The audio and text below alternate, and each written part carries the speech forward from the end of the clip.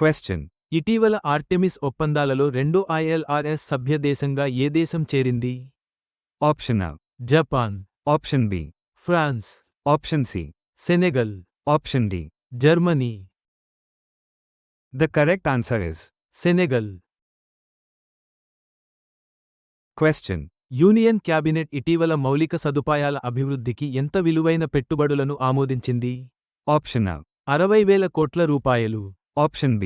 70,000 కోట్ల రూపాయలు, option C. 80,000 కోట్ల రూపాయలు, ఆప్షన్ D. 90,000 కోట్ల రూపాయలు. The correct answer is 80,000 కోట్ల రూపాయలు.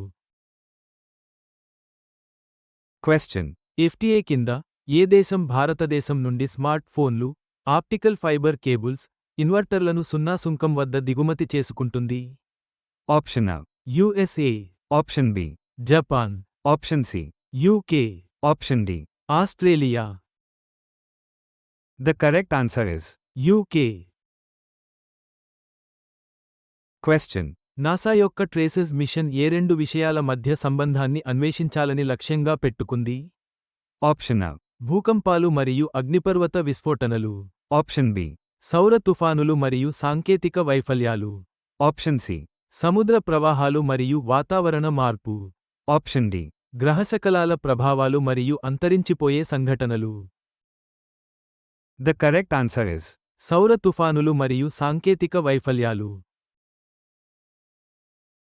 question. భారతదేశం మరియు UK ఇటీవల ఈ క్రింది రంగాలలో దేనిలో సంబంధాలను పెంచడానికి ఒక రోడ్మ్యాప్ను ఆవిష్కరించాయి? Option A. రక్షణ, టెక్ మరియు శక్తి, ఆప్షన్ B. పర్యాటకం, విద్య మరియు ఆరోగ్య సంరక్షణ, ఆప్షన్ C.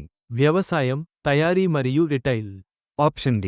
అంతరిక్షం, విమానయానం మరియు shipping. The correct answer is రక్షణ, టెక్ మరియు శక్తి.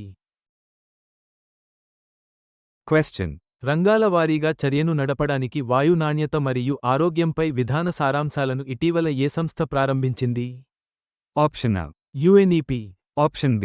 ప్రపంచ bank, option C. WHO, option D. IMF. The correct answer is WHO. question. DRDO ఇటీవల UAV నుండి ఏ క్షిపణిని విజయవంతంగా పరీక్షించింది? Option A. Agni V, option B. BrahMos, option C. ULPGM-V3, option D. Prithvi 2. The correct answer is ULPGM-V3. question. యుఎస్తో data బదిలీ framework ఒప్పందంపై ఇటీవల ఏ దేశం సంతకం చేసింది? Option A. Vietnam, option B. Malaysia, option C. Indonesia, option D. Singapore. The correct answer is Indonesia. question.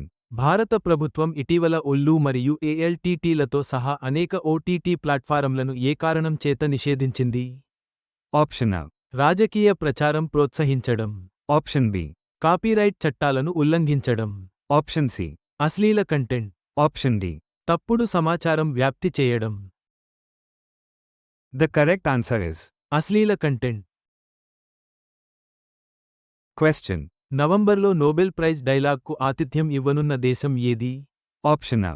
Delhi, option B. Mumbai, option C. Chennai, option D. Kolkata.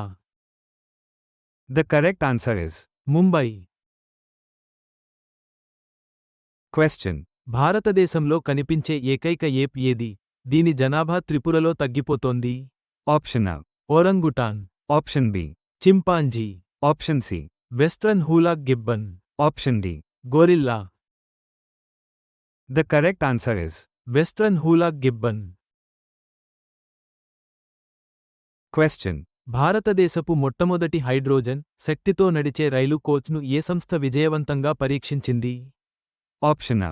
IIT Madras, option B. ICF Chennai, option C. DRDO, option D. భేల్. The correct answer is ICF Chennai.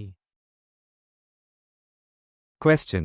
PM Modi ఇటీవల ఏ దేశాన్ని సందర్శించి 4,850 కోట్ల రూపాయలు line of క్రెడిట్ను ప్రకటించారు? Option A. Sri Lanka, option B. Bangladesh, option C. మాలదీవులు. Option D. Myanmar. The correct answer is మాలదీవులు. question. రూ. 20,000 పైన నగదు లావాదేవీల ద్వారా చేసిన అప్పు చట్టబద్ధంగా అమలు చేయబడదని ఏ రాష్ట్ర ప్రభుత్వం ప్రకటించింది? Option A. Karnataka. Option B. Tamil Nadu. Option C. Kerala. Option D. Andhra Pradesh. The correct answer is Kerala.